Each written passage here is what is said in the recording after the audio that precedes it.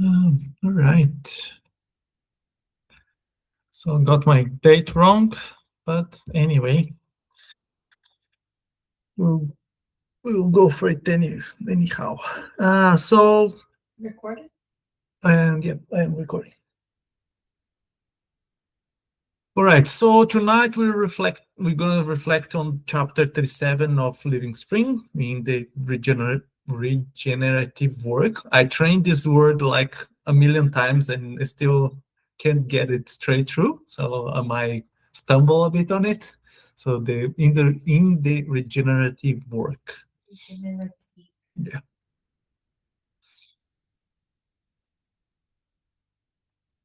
So Emmanuel builds the message on this chapter based on Paul's guidance in Galatians 6:1, which says, if someone is caught in an offense, those who are spiritualized should restore that person with a spirit of gentleness or a gentle intention while watching themselves as well. So it deals in correction, in fraternity, in humility, and the very delicate question of how to approach someone who's struggling, falling, or failing in a task or in life itself. So, which are very delicate subjects, especially because it's very tied to ego from both the helper and the helpee, or the person that's being helped. And we know that ego is one of the vices that we have that's very hard for us to temper it down or get rid of. So Paul's advice is beautiful because it's not just merely saying notice the fault or find the issue and or defend the truth with all your might. It says just to restore the person or regenerate the person or the situation with a spirit of gentleness, and that changes the whole attitude that we have to have towards that action. So the goal is not just it's not to defend the other person or defeat that person as well, or embarrass them, or enjoying being right.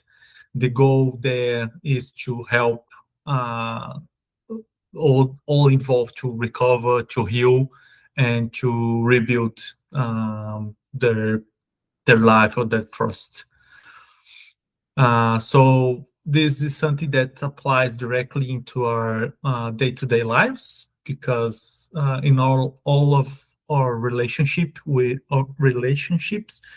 are faced with those challenges or those opportunities, let's say, many times, and we have to be aware the way we go through them, or the way we tackle them, so that we can make the most of it for ourselves and for the others.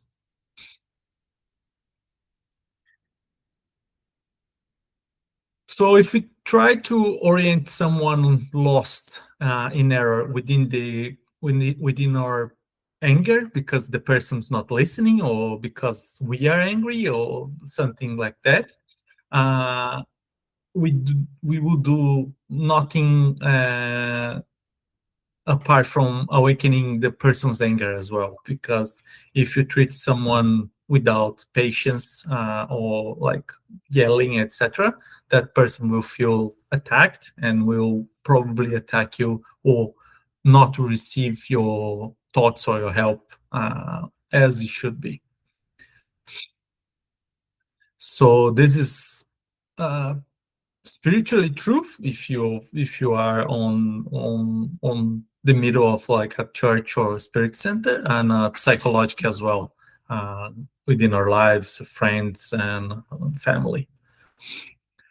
So when that correction, that help that you try to do comes loaded with contempt, the instead of absorbing or even reflecting a little bit, the heart of the person just closes up. They put their defenses up, and yeah, starts to get ready to retaliate or to fight back, because they assume that you are attacking them and not, uh, even though you're trying to help in a way, for them it's just an attack. Like, you are attacking my ego, you are attacking me, so I don't care what you have to say. And that conversation and will start to become, or to look like, a battle instead of an attempt to help. And instead of reducing the damage uh, that occasion can cause, we start to spread this around, because instead of just you and the person, and for example, they start yelling at each other, you start to get other people involved, directly or indirectly.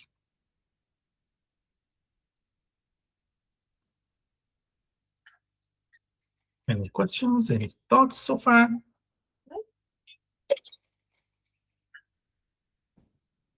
All right. So one of these strongest parts on that chapter is the balance that Emmanuel proposed. So he said that if we applaud mistaken conducts, we approve the crime, and if we remain silent, if we remain indifferent, we sustain the disturbance. But if we condemn the other with violence, we also fail. So there is no much room for win here, because we are walking a very narrow path. There's no easy going forward or easy escape. We cannot be cruel, but we also cannot pretend that the error does not matter. We have to make sure that not point this out, but find a way to get this message across. Uh, yeah, so that charity that we do doesn't mean that we have to allow everything. We have to try to stay focused on the task, but account for the other person's, let's say, feelings, or the way they are feeling towards that talk or that help that you are providing.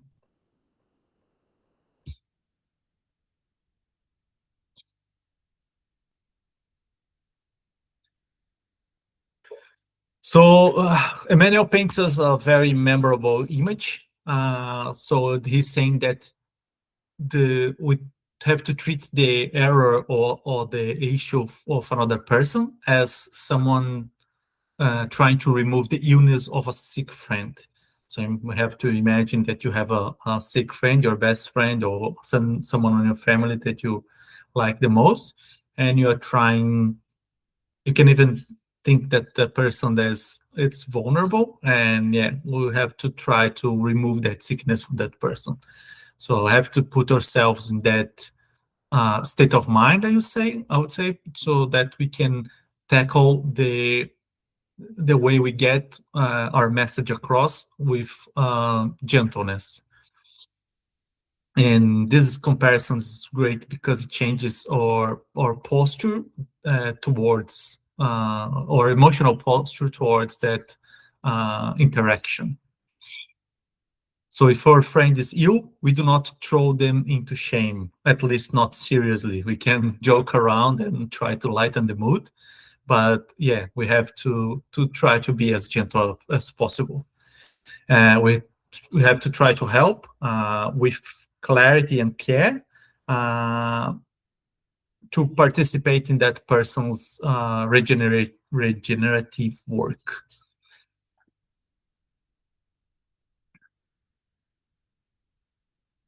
Emmanuel also shows us two brilliant images that you cannot extinguish the fire with pouring petrol on it or gas, and you cannot cure something just spraying perfume around.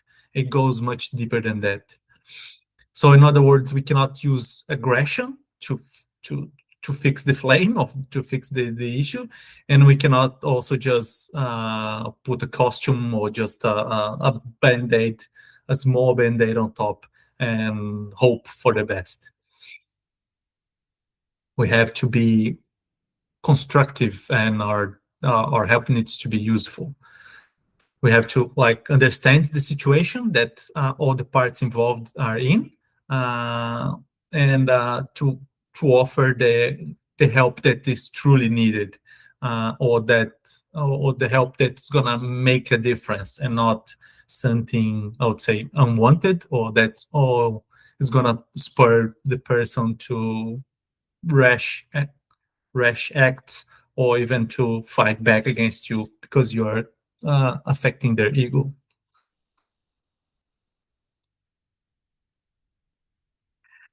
And it's a very simple instruction, as the manual always does. Very simple things for us to do.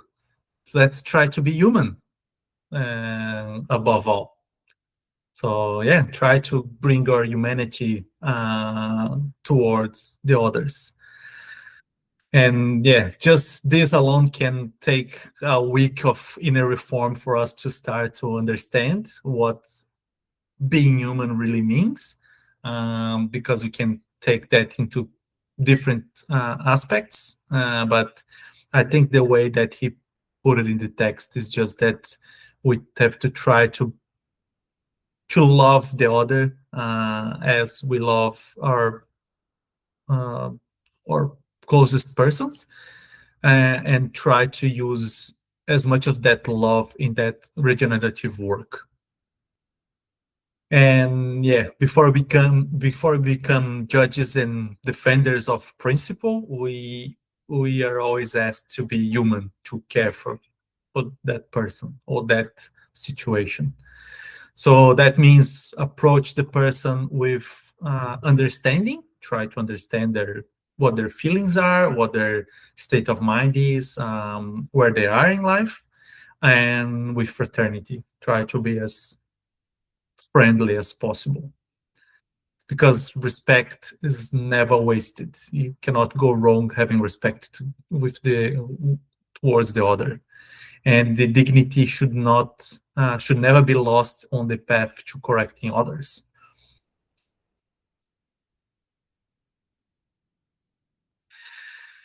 So many of our judgments usually depends on distance that we are from the case of from the person, the safety that we feel or that the person feel, and the complete or incomplete knowledge that we have of the case. And using humility, this changed the whole picture, because we don't deny the responsibility, but we have to try to remove that arrogance that, yes, we know what's right for you, so I'm going to tell you what to do and you have to listen. So we have to take in considerations all those parameters, I would say. So the distance and the knowledge that you have for the case. And a deeply challenging part of that chapter is that we should place ourselves in that person's shoes and reflect on whether under the same conditions we would have resisted the same temptations. And that's written in the text, and I don't really agree with it. I would like to hear your opinions on that, because we know that everyone is on a different level of evolution, of understanding of life, understanding of relationships, and something that for some people it's very easy, for other people can be very hard. Examples would be like me and Dai talking on the phone with clients is amazing, and she loves it, and she could do that the whole day. And I dread to have to do that once per day. So yeah, we have to be aware that that every person's different, and they are on different levels in life. What do you guys think? What's the question again? So in the text, Emmanuel says that we have to put ourselves on that person's position and have reflect under the same circumstances if we have resisted the same temptations, or we would go through the same issues. And yeah, I don't think that's something valid because we are not the same person, or we don't have the same struggles in life. No, I don't think he's meant to say you will feel, but is in a matter of imagine that, like trying to imagine if you're going through the same things with the same circumstances that it's presented, would you be judging that person the way you're judging, or you would be more empathetic? And I think it's in that sense. Yeah, but that's what I'm saying. If you come to me and say, "Oh, I had to do like 10 calls a day and etc." I would say like, yeah, for you it's normal, because you have a different perspective of life than me, or a different level of, and even like ego, love, or anything like that. All the people have different levels of understanding. Clean? Sorry. Can I continue? Clean? Yeah, go. Yes, it is problematic and an extra step that is not required. We, as you say, Alex, cannot imagine. It is conjecture, and it is it is folly to think that we can understand. And this is not what is required. It is for us to not sit in judgment at all, to release the need to go down the rabbit hole of imagining, because imagining, yes, the time it takes, in that respect, we miss the moment. And so we just need to sit in that space of not even forgiveness, but it is acceptance. It is free of judgment. And in that space, we allow for the grace itself to inform us as to what it is that is required of us to do, whether it is just to sit, to let them know that they are not alone, or yes, whatever it is. If we go in with the ego, which is the imagination, then we project and we conjecture. But if we sit clearing our minds and sitting in deep compassion, then we allow for the information to come through. And this is what is deeply required of all of us. Yes. To free ourselves from that process of trying to imagine, and recognizing that it is for everyone to try their best. Everyone is trying their best. Everyone is trying to do what they can do with the tools that they have. And whether they are trying their best to, yes, infiltrate into some organization, or, yes, embezzle funds, or whatever it is, they are trying their best, aren't they? But they do not know the ramifications. And this is your topic for next week, Di. It is the recognition that we are all doing our best with what knowledge we have, and not to judge the other, because they are exploring life with the faculties and the circumstances in which they were not only born but also raised. Yes, I agree. It is challenging not to go down that path and imagine ourselves in a position, and then we can say, yes, I could really feel that, but it is imaginary. Yes, because we are only imagining from our own set of, information, knowledge. Yes. Experiences. Yeah. Yes, experiences. Yes. Thanks, Colleen. Jackson? Yeah, I think on top of what Colleen mentioned, I can put a little bit more wood on this fire, saying that I think it's easier for us, even not knowing the person well, not knowing the context where this or the circumstance of that person, actions, we be more condensing them to more human sometimes than in the family. Because in the family, we know them. We think we know. We think that we have, all the circumstances. Therefore, we are less, sometimes you are much less condescendent, much less Gentle. Yes, yes, because we start with our assumptions. I think it's much worse to control ourselves when we make the assumptions inside of the family, realm, not just the wife and children, but also with the parents, the relatives, that we make preconceived ideas, and that's where we fail tremendously. It's in the family.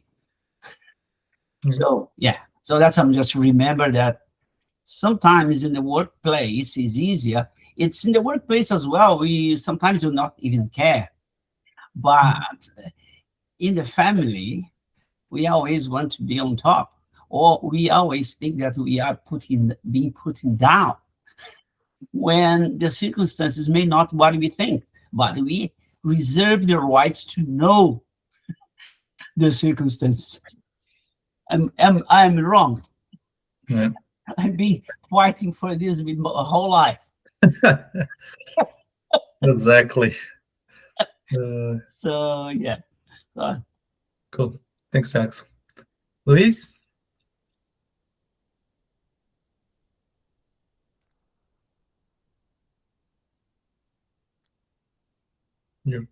Can you hear me? Yeah. Yeah, beautiful. Okay. Yeah, I see where you and Colleen are like coming from with that, but can you look at it in a like slightly different way where it's more like considering is this more a way of getting people to step away from judgment or to make them like catch themselves before they start to judge? Is it like a method, like using this question, is Emmanuel giving us a method to get a perspective or to get a person to step back from their own ego and their own casting of their own superiority in a situation? So like we can remove the ego so that we can react in love as opposed to for want of the I. Yeah, I believe the idea was for you to, instead of looking at the problem through your lens, you try to look through the lens of the person that's suffering that, and then you build more compassion and you try to leave your ego behind. It's not you trying to fix that person. It's like how I would like to be helped if I was in that situation. And then the thing that I didn't agree is because even like what Jackson was saying, like even in the family, you didn't have the same opportunities and experiences than your brother, your sister, your mom, your dad, or your kids. So you have to always put that into perspective, so that we understand that I could have done that easily. I just need a little push. But sometimes for that person, it's not just a push. You need a tow truck to get that person moving. So yeah. Thank you. Anyone else? Angela? Thank good. All right.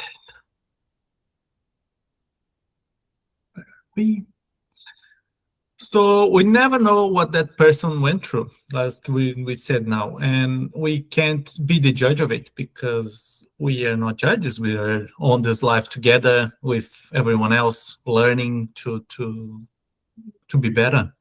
So perhaps we had a better formation in our lives, or we had more affection from family, friends, parents, or better examples around us, more stability or fewer wounds throughout our lives. And as I said, for us, would be easier than from our brothers or other person would be a hard thing to do.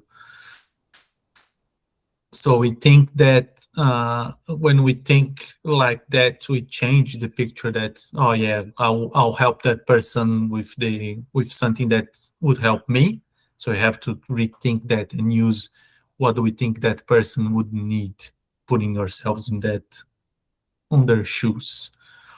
So using those experiences, let's say, our compassion becomes more intelligent. We can use that compassion better to give more meaningful or useful advices or even directions.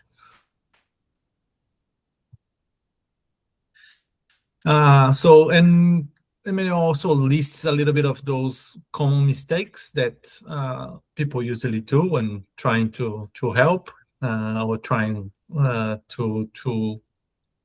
to correct that other person. So the common mistakes are correcting people in public because we still have a lot of ego in the play, and especially when you correct anything in front of other people, especially when it's people that you know, family and friends, you feel attacked, or your ego at least feels attacked that that person is doing that where everyone else is watching. Another thing is speaking while you are emotionally unstable or heated. You can pass this on the wrong way on your advices, and or entering the conversation to win instead of to help. You know, I'm gonna show you that I know better and that my way is the only way to works, and that doesn't work. You have to be compassionate towards other.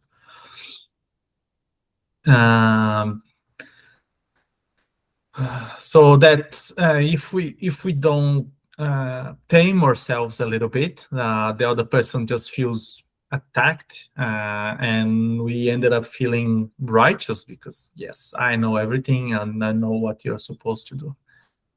And yeah, this chapter is just a reminder that the spiritual work is not proved by how sharp or criticism is, or how well we can find mistakes, but it's by our ability to help regenerate the situation.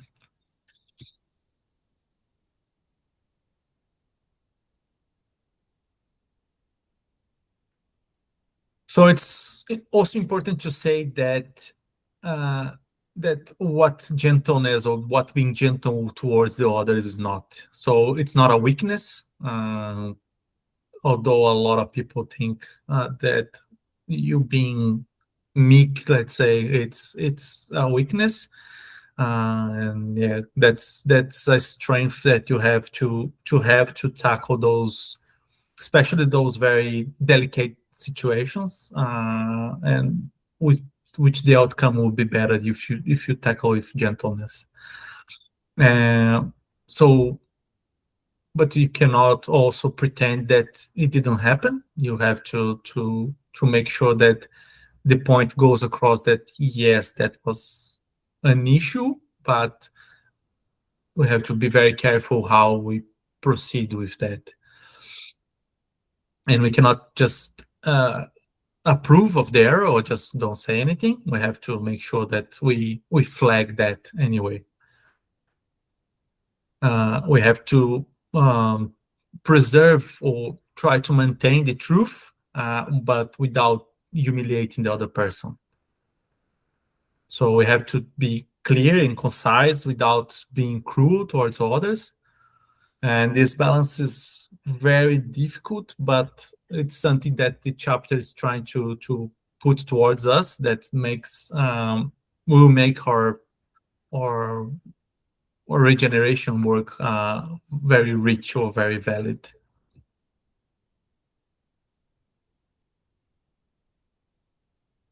Any questions and comments so far?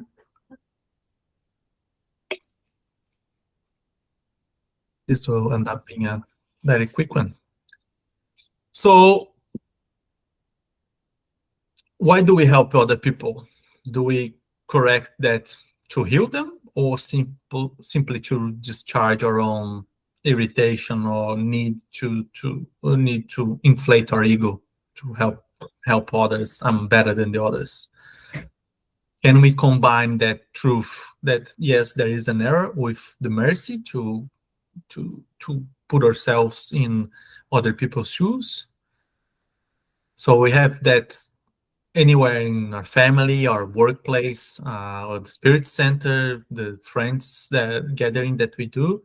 All of those places, we have to ask ourselves, should I or can I be a little bit more understanding or gentle the way I approach the topics, even like normal topics from the day to day, or the ones that are very delicate.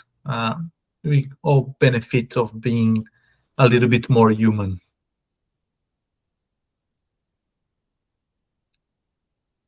So we are called not to be observer of other people's errors, but to try to reflect and to get our morals in the right place before we try to spread that help around. And yeah, we are invited to help regenerate or restore with gentleness, and help without humiliating others or putting the others down. And yeah, try to get the truth or show the error that is happening without losing that fraternity or incurring the anger on other people. And we hope that we can participate in that healing with our friends, with our family, with more patience and love, so that we can not only put our point or help or our message forward, but that this message is being received with love as well, and not making it more difficult than it already is. And that's it from me, guys. It was a quick one today. Any questions, any comments?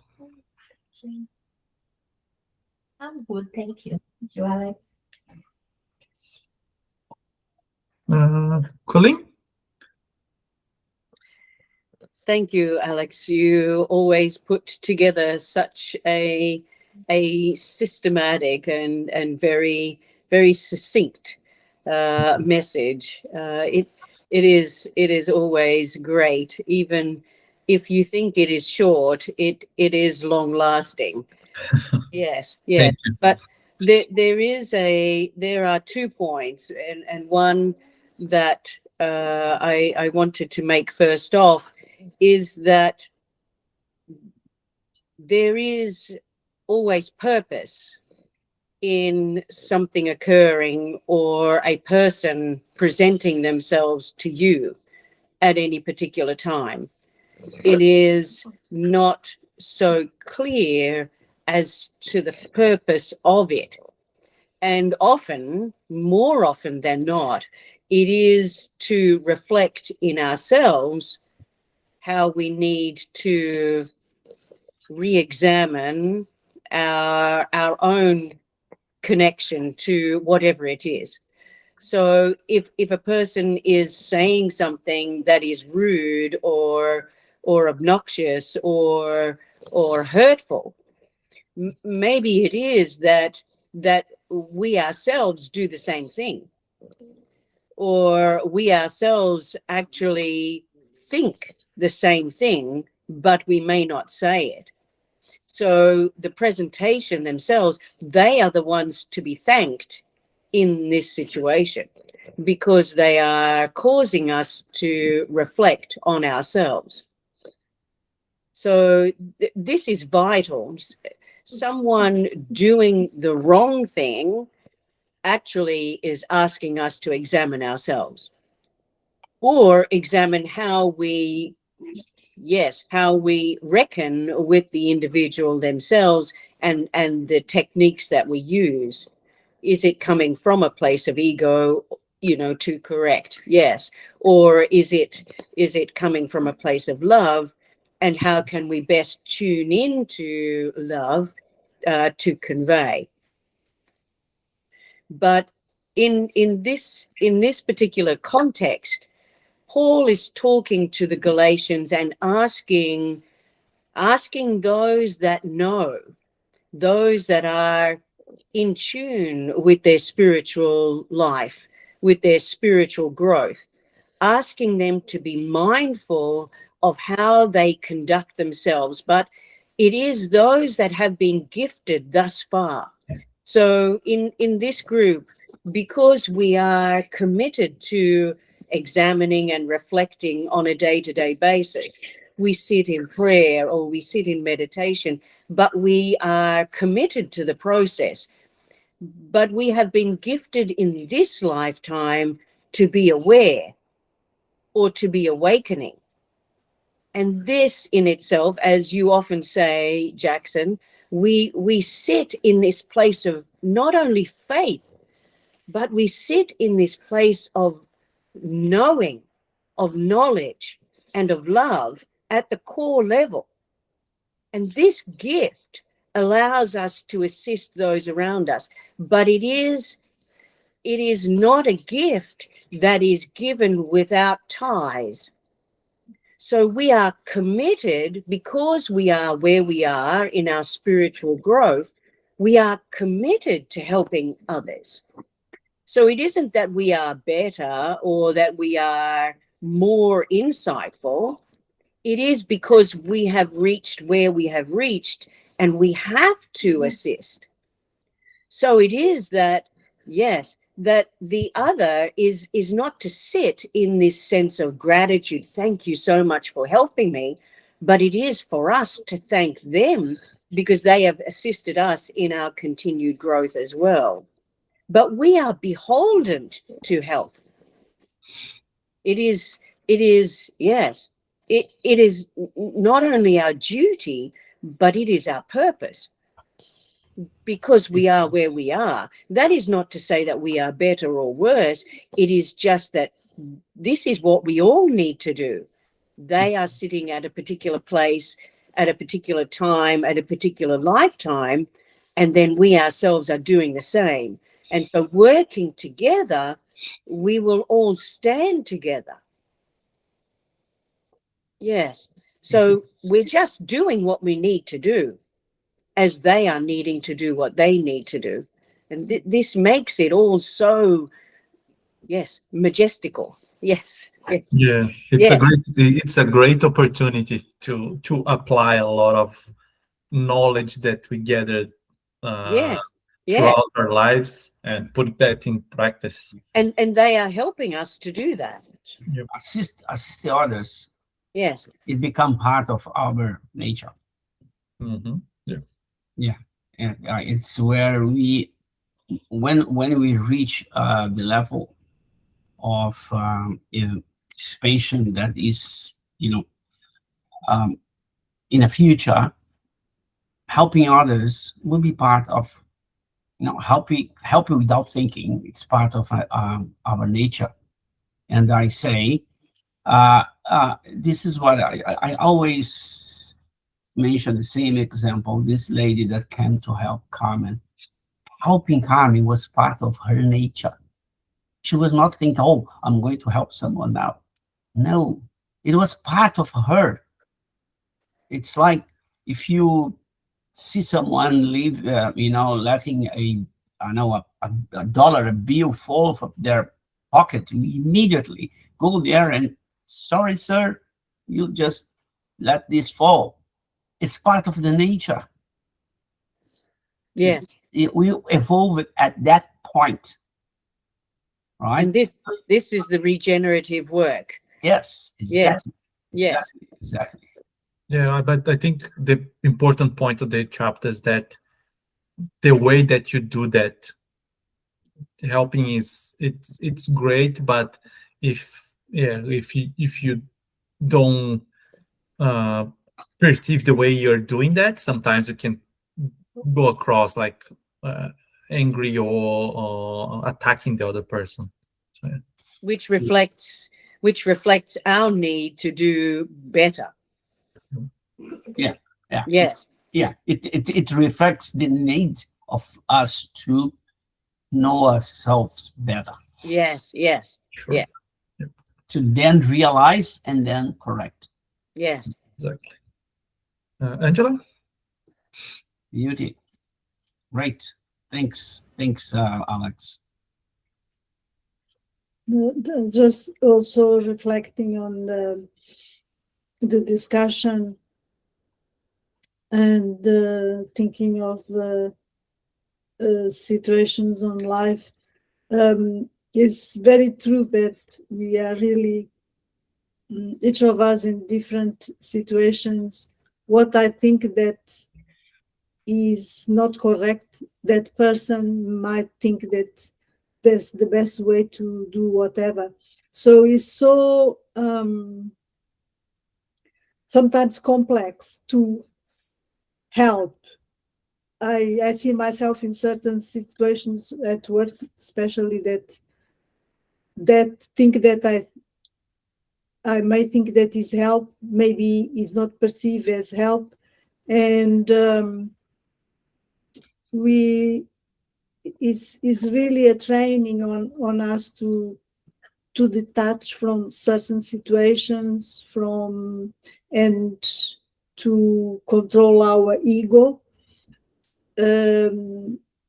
But what I'm saying is that really sometimes that corrective action or whatever that you think the other person did wrong might have many facets. And when we start talking about, you should do this, why don't you, then it starts another challenge. So it is really a lot of learning in this life when we deal with other people in our family, at work, and all of these interactions at the end really helps us to see where we are failing. And at least for myself, I see that two big challenges is to avoid assuming things, that we naturally go and assume that it was this way, but we shouldn't. And the ego.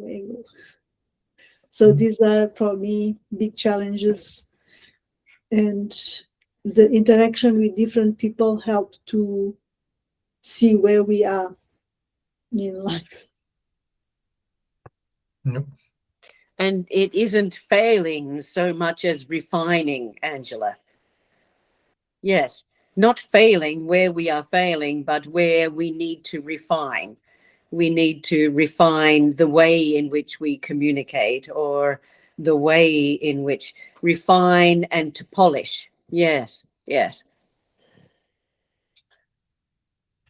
And if you want to make the things a little bit more complex, more complicated, you think about the politics, the people highlighting someone's mistake Yes. to get the advantages. So this is one area that it's interesting to analyze. why it's happening, why people do that, and what is the ultimate goal. Ego plays a huge part on that, but sometimes people think they are doing the best for someone else, which not only a few do. Most of them are playing for themselves, but it's a very, very complex and very, difficult environment for someone to think about what we are thinking. Yes, and so we are compelled not to presume. Yes, even in family, we presume we know our brothers and sisters. We presume we know our parents, but we don't. We don't. Just because we share the same environment doesn't mean we share the same experiences. Yes, the same past lives. We cannot see through their eyes. Yes, yes, yes. It's great. All right. Thank you, everyone. All right, I'll go. Let's go for the final prayer.